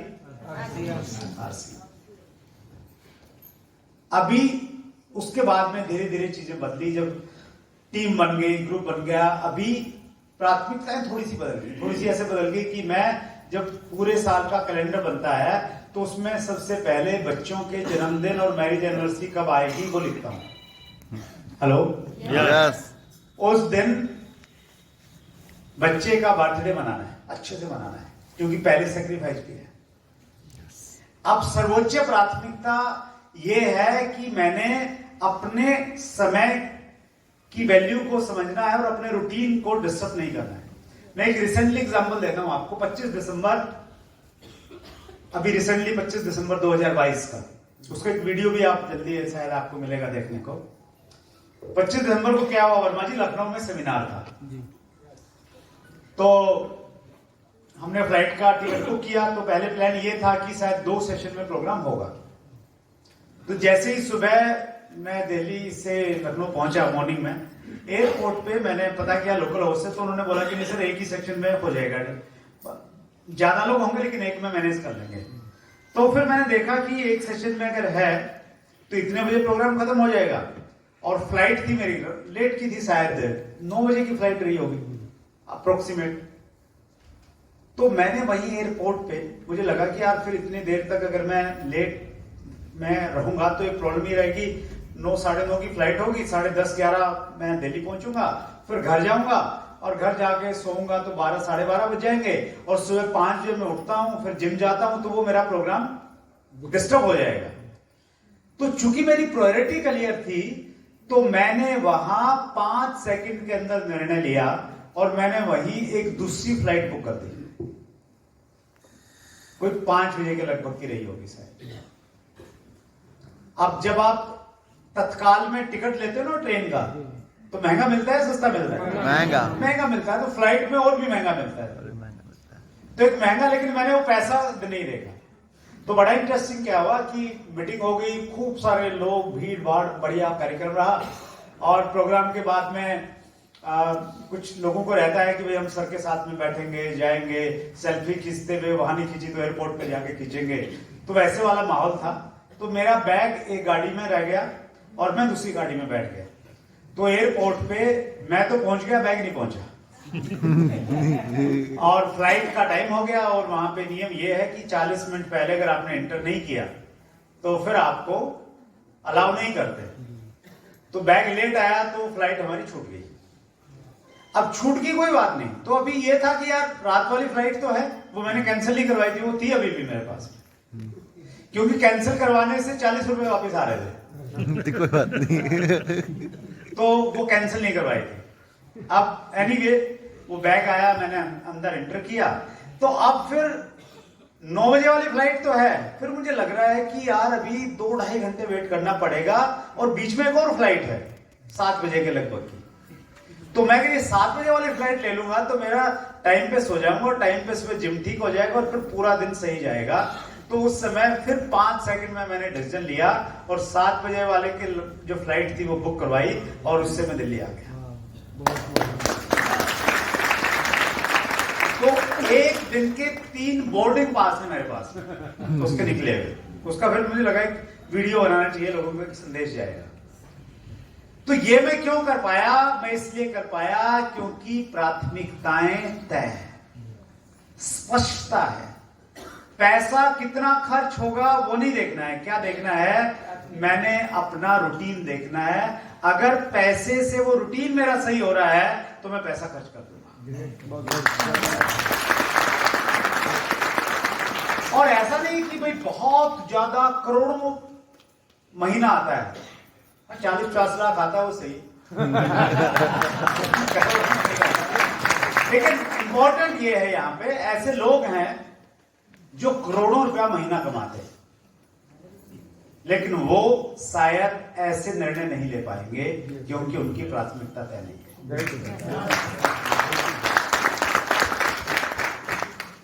तो लाइफ में प्राथमिकताएं तय होना और समय के साथ प्राथमिकताएं बदलना बहुत इंपॉर्टेंट है। हेलो, आज भी अगर मैं जनरल कंपार्टमेंट में चलूं, भाई पैसा खर्च होगा तो बात बनेगी क्या? नहीं बनेगी। तो उस समय पैसा बचाना था, पैसा बचा के काम करना था।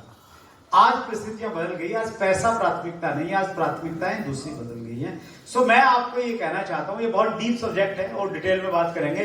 आज बस आप ये समझ लीजिए, आपने अगर 5-1 साल आरसीएम को अपनी सर्वोच्च प्राथमिकता पे रख लिया तो फिर आपकी आने वाली जो जिंदगी है आप अपनी शर्तों पे जिएंगे। You will live your life with your own conditions. Hello, मन मर्जी के मालिक बन जाएंगे। बनना चाहते हैं? हर किसी को कुछ साल पागलपन के साथ में काम करना पड़ता है, किसी भी क्षेत्र में। क्रिकेट में चाहे वो सचिन तेंदुलकर ने किया हो या विराट कोहली ने किया हो, संगीत की दुनिया में जितने महान कलाकार हैं, आप मोहम्मद रफी साहब की बातचीत कर लीजिए, आप लता मंगेशकर जी की बातचीत कर लीजिए, किसी भी फील्ड में पागलों की तरह काम करना पड़ता है शुरुआत में। यस और नो? वो आजकल लोग, कुछ लोग होते हैं ना, बड़ा स्मार्ट होते हैं, स्मार्ट तरीके से काम करते हैं कि थोड़ा स्मार्ट वे में काम करता हूं। स्मार्ट वे में अभी काम नहीं करना, अभी थोड़ा सा पागलों की तरह काम करना, बिल्कुल फोकस्ड होके। तो अगर आपने ये 5 साल इस प्रकार से कर लिए तो फिर आने वाला काम आपके लिए आसान हो जाएगा। पहला पॉइंट हो गया ये। दूसरा पॉइंट, आपने क्या काम करना है? यस,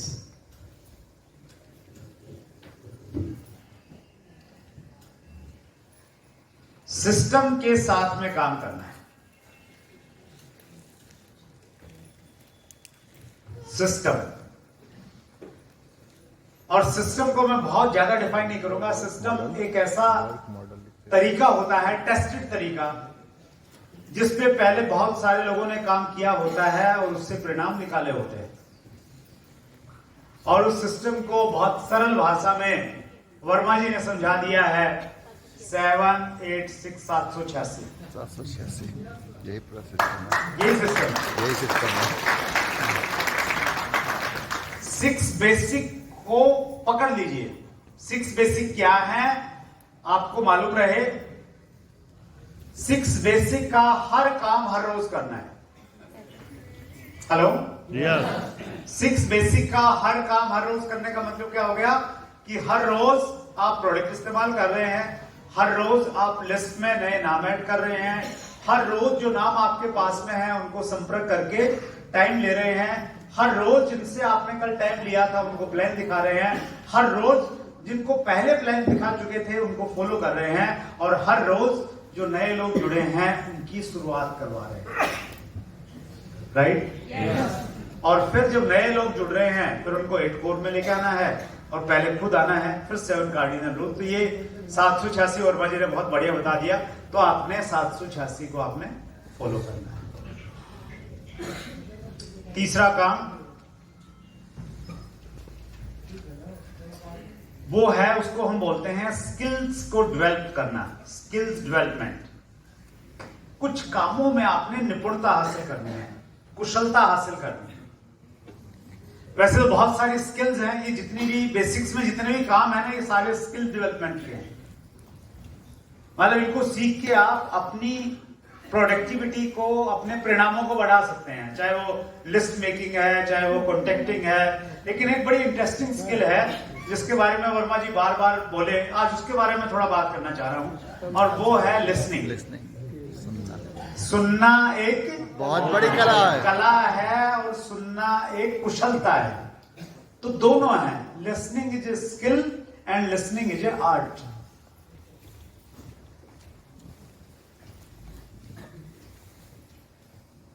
हम जिस दुनिया में रह रहे हैं, ये दुनिया बोलने वालों की दुनिया है। We are living in the world of talkers, क्योंकि यहां हर व्यक्ति टोकता है, बोल रहा है, और कोई उसको नहीं सुनता है तो चिल्ला चिल्ला के बोलता है। और ये शुरुआत बिल्कुल बचपन से हो जाती है। बच्चे की तरफ जब मां ध्यान नहीं करती ना, तो वो चिल्लाता है, मेरी बात सुनो। Hello, yes yes. और जब बूढ़ा हो जाता है ना, तो चिल्लाने की हिम्मत नहीं रहती, तो बोलता, भाई मेरी भी सुन लो कुछ। मैं भी रहता हूं घर में। Hello, yes. नेताजी परेशान है कि जनता नहीं सुनती, जनता परेशान है कि सरकार नहीं सुन रही, और वहां पे भी विपक्ष वाले भी सरकार से परेशान है कि सरकार नहीं सुनती, और सरकार ये कह रही है कि विपक्ष वाले नहीं सुनते, बहस नहीं होने देते संसद में। अपलाइन परेशान है, डाउनलाइन नहीं सुनती, डाउनलाइन परेशान है कि अपलाइन नहीं सुनती, डायरेक्ट सेलर परेशान है, कंपनी नहीं सुनती, कंपनी परेशान है कि जो हम कहते हैं वो डायरेक्ट सेलर नहीं सुनती, पत्नी परेशान है, पतिदेव नहीं सुनते, पतिदेव परेशान है कि पत्नी नहीं सुनती। Hello, yes yes. हर कोई क्या चाह रहा है? बोलना चाह रहा है, सुनना नहीं चाह रहा। बोलना चाह रहा है। हर व्यक्ति क्या चाह रहा है? बोलना चाह रहा है। इस बोलने वाली दुनिया में आप देखिए, हर जगह एक सिद्धांत काम करता है जिसको कहते हैं डिमांड एंड सप्लाई का।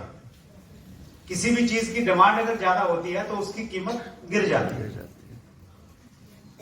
और डिमांड कम हो जाती है तो उसकी कीमत बढ़ जाती है। तो बोलने वालों की बहुत ज्यादा है, तो उसमें अगर और 2-4 बोलने वाले ऐड होंगे तो उनकी वैल्यू में कुछ बढ़ोतरी नहीं होगी। लेकिन इस बोलने वालों की दुनिया में अगर आप अच्छे सुनने वाले बन गए तो आपकी वैल्यू बढ़ जाएगी।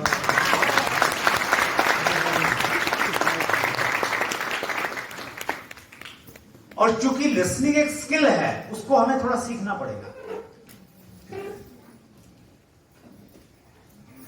एक स्पिरिचुअल लीडर हैं दलाई लामा जी, बौद्ध धर्म को फॉलो करते हैं।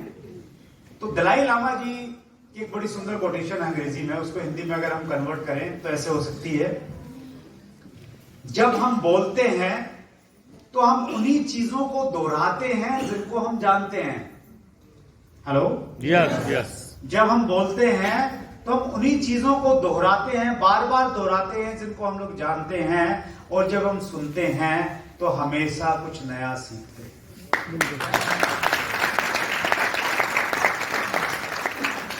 तो इस दृष्टि से भी सुनना जो है फायदे का सौदा है।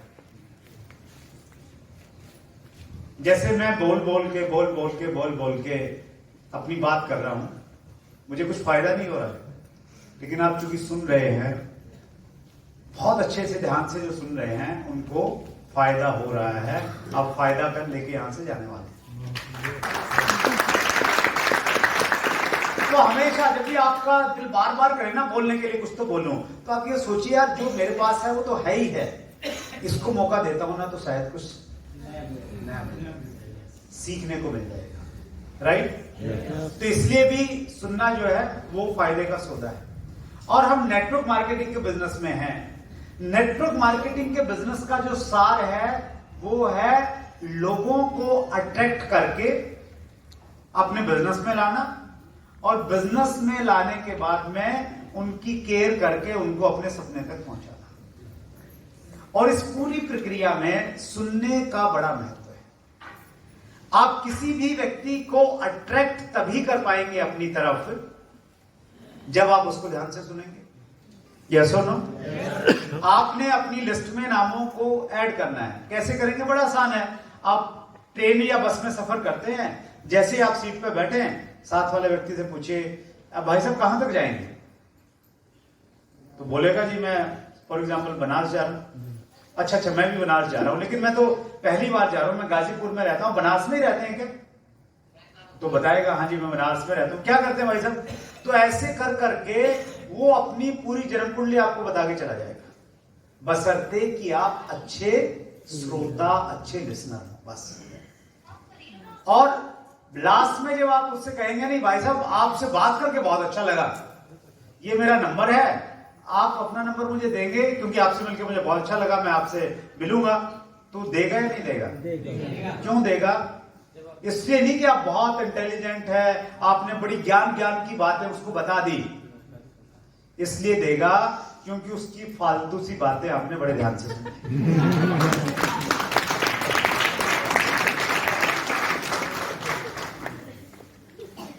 हर आत्मा की एक आवाज है कि मेरी बात सुनो, मेरी बात सुनो, मेरी तरफ ध्यान दो। हर आत्मा, हर प्राणी ये चाहते हैं, पशु भी ये चाहते हैं कि उनकी तरफ थोड़ा सा ध्यान दिया जाए। राइट? तो ये कला है, इस कला को हमें सीखना पड़ेगा थोड़ा सा। और इस कला के महत्व को लेके देखिए कला कैसे काम करती है, उसका एक एग्जांपल बताता हूं। जब बहुत बार हम लोगों की नहीं सुनते हैं, अपनी अपनी सुनाते रहते हैं। गए किसी को प्लान दिखाने के लिए, फटाफट ये प्लान है जी, ये है जी, ये है जी, न्यूट्री चार्ज भी है जी, हरित संजीवनी भी है जी, तुलसी पेंट भी आ गया जी, ये सुन के इतना पैसा आएगा, ये आएगा, और अपनी बात खत्म करके आ जाते। सामने वाला बहुत बार इंटरेस्ट नहीं लेता।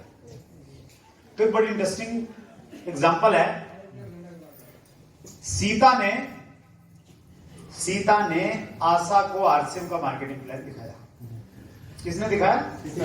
सीता ने आशा को आरसीएम का मार्केटिंग प्लान दिखाया, और जल्दबाजी में दिखाया थोड़ा सा, और ये कहा कि आशा मेरे 2 बच्चे हैं और मैं आरसीएम बिजनेस से पैसा कमा के अभी अपने बच्चों को पूरा टाइम दे पा रही हूं, उनकी अच्छे से परवरिश कर पा रही हूं, और तुम भी अगर आरसीएम ज्वाइन करोगी तो तुम भी अपने दोनों बच्चों को बहुत सारा टाइम दे पाओगी और घर में रह के उनकी परवरिश कर पाओगी, तो इसलिए तुम्हें आरसीएम करना चाहिए। ये कह के अपना प्लान खत्म किया। 1 साल के बाद में एक ऐसी ही मीटिंग में सीता ने आशा को स्टेज पे देखा रॉयल्टी की ट्रॉफी लेते।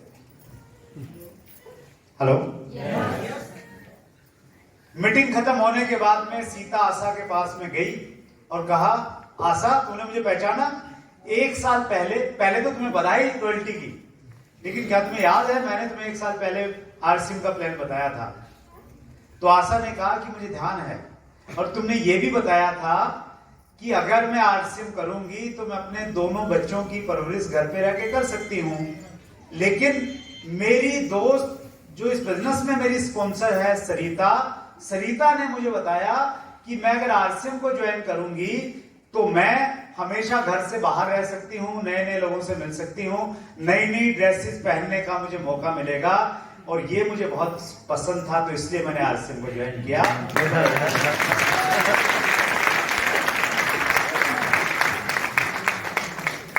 संदेश क्या है? संदेश ये है कि हमें क्या अच्छा लग रहा है वो हमने सामने वाले को नहीं बताना। सामने वाले को क्या अच्छा लग रहा है वो हमने पता करना है, और पता कब करेंगे? जब हेलो? सुनेंगे, जब हम उसको सुनेंगे। जब हम उसकी सुनेंगे नहीं, अपनी ही चलाते रहेंगे तो फिर कुछ मालूम नहीं चलेगा। तो एक ये जब आप किसी से बात करते हैं ना तो आप उसकी दुनिया में पहुंच जाते हैं। उस व्यक्ति की एक अपनी दुनिया है, उसके अपने इमोशंस हैं, उसकी अपनी एक लाइफ है, उसको क्या चाहिए जिंदगी में। किसी को घर में रहना पसंद है, किसी को बाहर घूमना पसंद है, किसी को गाड़ी चाहिए, किसी को गाड़ी नहीं चाहिए, किसी को घर चाहिए। आप किसी के पीछे लगे हैं कि भैया लंबी सी गाड़ी आ जाएगी, मेरी आ जाएगी, उसको तो पैसा चाहिए अपने माता पिता का इलाज करवाने के लिए। हेलो, यस, किसी को 50 लाख रुपया चाहिए अपने बच्चों का एडमिशन करवाने के लिए। किसी को 10 लाख रुपया चाहिए, गांव में जमीन बेच दी थी, उसको वापस लेके पिताजी को देना है। हेलो, यस, किसको क्या चाहिए ये हमें तभी मालूम चलेगा जब हम सामने वाले को सुनेंगे। तो जब भी आप प्लान दिखाते हैं, जब भी आप स्पेशली फॉलोअप के लिए जाते हैं, उस समय बस आपका एक ही काम होना चाहिए, छोटे छोटे प्रश्न सुनना और ध्यान से सुनना। पूछिए, सुनिए, पूछिए, सुनिए। कर सकते हैं? यस, इसको थोड़ा और बेहतर करिए। और जब आप ऐसा करना स्टार्ट करेंगे तो न केवल मात्र आपका बिजनेस अच्छा होगा, अपितु आपके रिश्ते बहुत बढ़िया हो जाएंगे, घर वालों से भी, बाहर वालों से भी। राइट? सीखा जा सकता है। यस, इस प्रकार की बहुत सारी स्किल्स हैं, बहुत सारी कलाएं हैं। 3-4 पॉइंट में बताना चाहता हूं सीखने की कला को, इसके कौशल को आप कैसे बढ़ा सकते हैं। सबसे पहला, you can write down points also. Topic दे दीजिए, हाउ टू लिसन इफेक्टिवली। अच्छी तरह से कैसे सुने। पहला पॉइंट हो सकता है मेंटेन आई कॉन्टेक्ट। आंखों में आंख डाल के बात कीजिए। कई बार क्या है कि सामने वाला बात कर रहा है, हम लोग मोबाइल में आके इधर उधर देख रहे हैं। तो मेंटेन आई कॉन्टेक्ट, पहला पॉइंट। दूसरा, use body language. Body language का मतलब है बहुत उत्सुकता के साथ में सुनिए। ऐसा नहीं कुर्सी पे बैठ के पैर पे पैर रख के और आराम से महाराजाओं की तरह सुन रहे हैं। थोड़ा उत्सुकता के साथ में, थोड़ा आगे, अच्छा फिर क्या रहा, अरे वाह क्या बात है, बड़ी इंटरेस्टिंग। उसके बाद क्या हुआ, सामने वाला बकवास कर रहा है बिल्कुल। हेलो, यस, आपको तो ऐसा लग रहा है कि जैसे सबसे बड़ा ज्ञान यहीं से मिल रहा है। अच्छा, उस व्यक्ति के साथ भी अजीब हो रहा है आज, चूंकि वो बहुत अच्छी बात नहीं करता तो कोई उसको ध्यान से सुनता ही नहीं, कभी घर वाले भी नहीं सुनते। और आज उसके कैसा व्यक्ति सुनकर मिला है जो उसको बड़े ध्यान से सुन रहा है। तो क्या ऐसे व्यक्ति को वो जिंदगी में कभी खोएगा? एक कहावत है, अगर कोई व्यक्ति आपको पसंद करेगा तो आपके सामान को और आपके व्यापार को भी पसंद करने लग जाएगा। तो आपका पहला लक्ष्य ये है, जिन लोगों से भी आप मिलते हैं वो आपको पसंद करने लग जाएं। और कैसे पसंद करने लग जाएं? ऐसे आप वो, बस उसका एक ही तरीका है, वो क्या है, लिसनिंग। राइट? तो पहला हमने बात किया आई कांटेक्ट मेंटेन करना है। दूसरा हमने बात किया बॉडी लैंग्वेज। तीसरा, आस्क स्मॉल क्वेश्चंस। छोटे छोटे प्रश्न पूछिए, छोटे छोटे प्रश्न। बहुत बार हम लोग एक काम और करते हैं, हम हर सवाल का जवाब देना पसंद करते हैं। हर सवाल का जवाब नहीं देना है सर। बहुत बार आपने सवाल के उत्तर के लिए सवाल पूछे हैं। एक एग्जांपल देता हूं। आप किसी को प्लान दिखाने के लिए गए, अच्छा इसको उदाहरण के लिए देखते हैं हम लोग। सीता आशा के पास में गई, राइट? सीता कौन है? RCM distributor. आशा कौन है? प्रोस्पेक्टर। अभी थोड़ी कहानी चेंज करते हैं। सीता आशा के पास में गई। आशा ने पूछा, तुम्हें आरसीएम करते हुए कितना समय हो गया? सीता ने कहा 6 महीने। आशा ने पूछा, तुम्हें कितना पैसा मिल रहा है? सीता ने कहा 2000। आशा ने कहा आई एम नॉट इंटरेस्टेड, मुझे नहीं करना। हेलो, ऐसा होता है कई बार। सामने वाले ने पूछा कितना मिल रहा है, आपने कुछ बताया और बोलता नहीं मैंने नहीं करना। या ऐसा डायरेक्टली नहीं बोलता वो, लेकिन उसका इंटरेस्ट खत्म हो जाता है। अब अगर इसकी बजाय दूसरी सिचुएशन होती,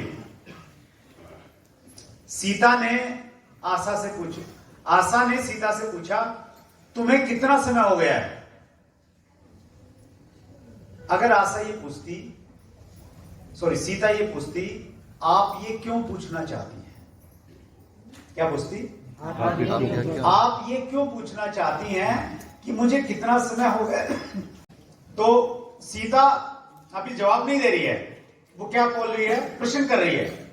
आप ऐसा क्यों पूछना चाहती हैं, क्यों जानना चाहती हैं कि मैं कब से कर रही हूं और कितना पैसा कमा रही हूं?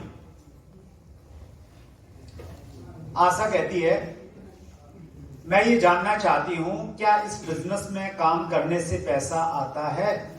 क्या सब कुछ लोगों को पैसा मिल रहा है? मैं ये जानना चाहती हूं। सीता कहती है कि यस, बहुत सारे लोगों को पैसा आता है। मैं आपको एक वीडियो दिखाती हूं कि कितने लोग इसमें कितना पैसा कमा रहे हैं। और फिर सीता क्या करती है, उसके मोबाइल में एक वीडियो है, टेस्टिमोनियल है, अपलाइनों के कुछ छोटी छोटी कहानियां, फोटो हैं, और वो दिखाना शुरू करती है कि ये इतना पैसा कमा रहे हैं, इतना पैसा कमा रहे हैं, इतना पैसा कमा रहे हैं। अब आशा संतुष्ट है और संभावना है कि वो सीता के साथ ज्वाइन कर जाएगी।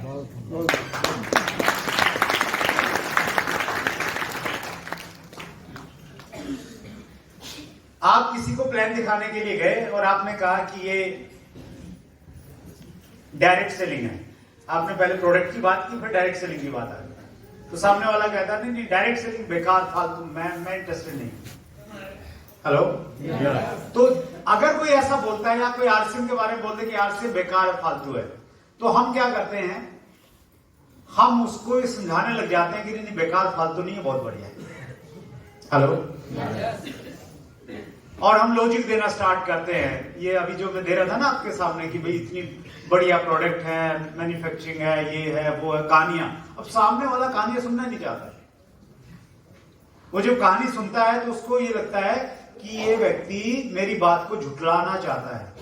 जो अभी मैंने बोला ना कि आरसीएम बेकार है या डायरेक्ट सेलिंग बेकार है, ये मेरी बात को झुठलाना चाहता है और इसने मेरी बात को रिगार्ड नहीं किया, तो वो डिफेंसिव हो जाता है। तो ऐसी स्थिति में आप ये पूछ सकते हैं, हाँ सर ये डायरेक्ट सेलिंग है, आप डायरेक्ट सेलिंग के बारे में क्या जानते हैं? हेलो, या आरसीएम के बारे में आप क्या जानते हैं? तो क्या कहेगा वो? सामान बेचते हैं ना, वही सब है। हाँ सर कौन सा सामान बेचते हैं? बोलेगा कोई साबुन तेल। हाँ जी सर, कौन सा आपने कभी यूज किया, कौन सा साबुन तेल? नहीं मैंने तो नहीं किया। अच्छा क्या रेट का आता है सर, आपको कुछ मालूम है? नहीं मेरे को तो नहीं मालूम है। तो वो अपने आप उसको रियलाइज होएगा कि उसको कुछ मालूम नहीं। प्रश्न उसको पगला दीजिए, प्रश्न पूछ।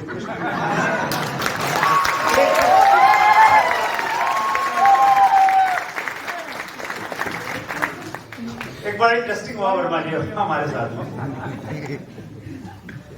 हम एक बार उसमें कहीं से मीटिंग देके आ रहे थे और नहर के किनारे चल रहे थे। तो नहर की पटरी पे गाड़ी थी, बिल्कुल भीड़ा रास्ता, सिर्फ गाड़ी जाने का रास्ता था।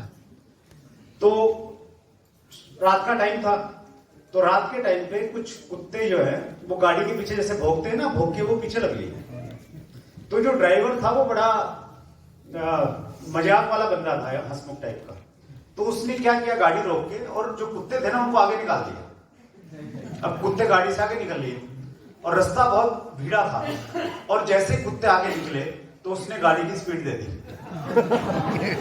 तो कुत्ते भौंकना बंद, भागना शुरू, आगे भागे जा रहे हैं। गाड़ी फिर स्पीड बढ़ा रही है। एक तरफ नदी है, दूसरी तरफ पेड़ है बड़े बड़े, वो फंस गया। तो हम बोला कि अभी नहीं भागेगा किसी के पीछे। तो जो प्रश्न पूछते हैं ना उनकी हालत खराब कर देंगे, इसलिए नहीं पूछेंगे। हम क्या करते हैं, हम ज्ञानी बन के पूरा का पूरा उनको ज्ञान देने लग जाते हैं। एक किताब है बड़ी अच्छी, दुनिया की प्रसिद्ध किताब, सवाल ही जवाब है। मेरे से लोग पूछते हैं, आपसे पूछते होंगे कि सर वो ये उसने ये पूछा, मैं उसका क्या जवाब दूं? अपनी टीम को ये मत सिखाइए कि क्या जवाब देना है, ये सिखाइए कि क्या सवाल पूछना है।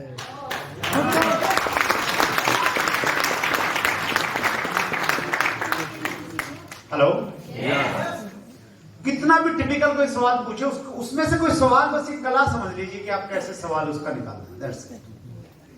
कर सकते हैं। Yes.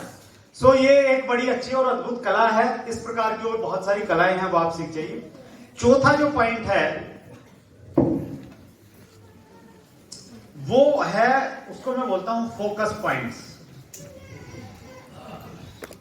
हर महीने जब भी आप वर्किंग का अपना शेड्यूल बनाते हैं, आपने उसमें उस महीने के फोकस पॉइंट नोट करने हैं। किस महीने मैं किन किन पॉइंटों पे ज्यादा फोकस करूंगा।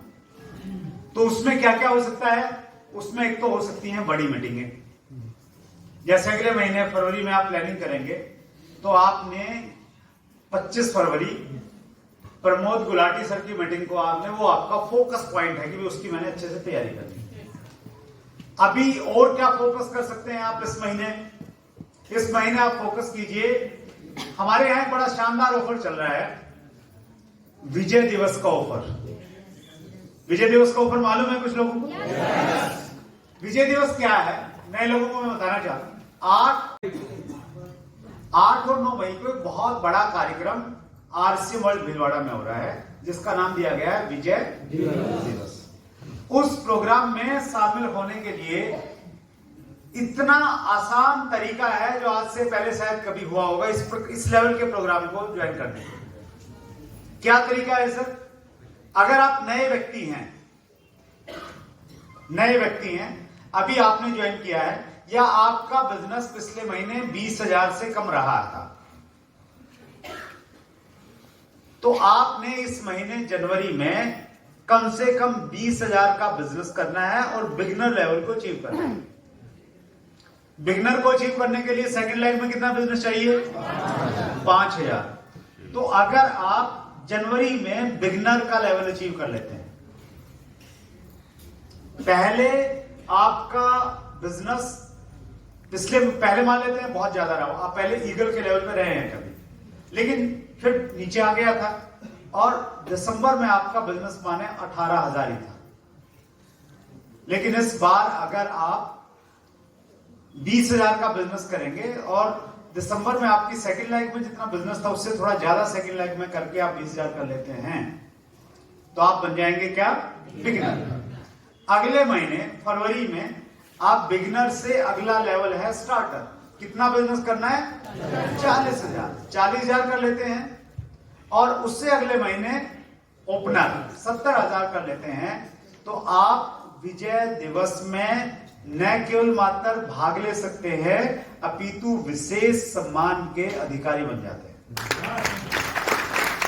इतना आसान ऑफर है कि एक व्यक्ति 20, 40, 70 इतने छोटे से बिजनेस में इतने बड़े प्रोग्राम में रिकॉग्नाइज हो सकता है। मतलब जो सम्मान रॉयल्टी की ओर को नहीं मिलता, उससे बड़ा सम्मान मिल सकता है।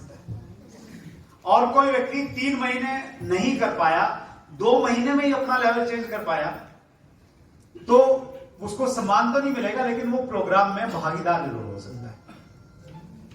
तो ये एक बहुत शानदार और अद्भुत क्राइटेरिया है हम सबके लिए। बस इसमें कंडीशन ये है कि आपका 2,500 आपका सेल्फ वॉल्यूम रहना जरूरी है उस प्रोग्राम में पार्टिसिपेट करने के लिए, राइट? एक और ऑफर है हमारे पास में जिसको हम लोग बोलते हैं कंसिस्टेंसी ऑफर। कंसिस्टेंसी ऑफर क्या है? अगर आप लगातार 6 महीने तक, लगातार कितने महीने तक? 6 महीने तक 1500 परचेज वॉल्यूम का प्रोडक्ट परचेज करते हैं, तो 7वें महीने 1,000 डिस्ट्रीब्यूटर प्राइस का प्रोडक्ट आपको फ्री मिल जाएगा। अगर आप इस महीने स्टार्ट करते हैं और उसमें न्यूट्री चार्ज का करना स्टार्ट करते हैं, यानी 1500 का 1500 आप न्यूट्री चार्ज का करना स्टार्ट करते हैं, तो आपको 6 महीने के बाद में 1,000 रुपए का प्रोडक्ट आरसीएम की तरफ से फ्री मिलेगा और 1,000 का न्यूट्री चार्ज की तरफ से, राइट? बहुत शानदार ऑफर है। तो ये ऑफर है, तो ये इस महीने का जैसे हमारा क्या पॉइंट है, जो फोकस पॉइंट है, इस पर फोकस करना है, इसके बारे में बातचीत करनी है हर छोटी या बड़ी मीटिंग में। तो हर महीने आपने इस प्रकार के फोकस पॉइंट निकालने हैं और उन फोकस पॉइंट्स पे आपने काम करना है। कर सकते हैं? तो ये 4 पॉइंट आपको कहां तक लेके जाएंगे? और कितने लोग बनना चाहते हैं डायमंड? एक बार जोरदार तालियां बजा लीजिए अपने लिए।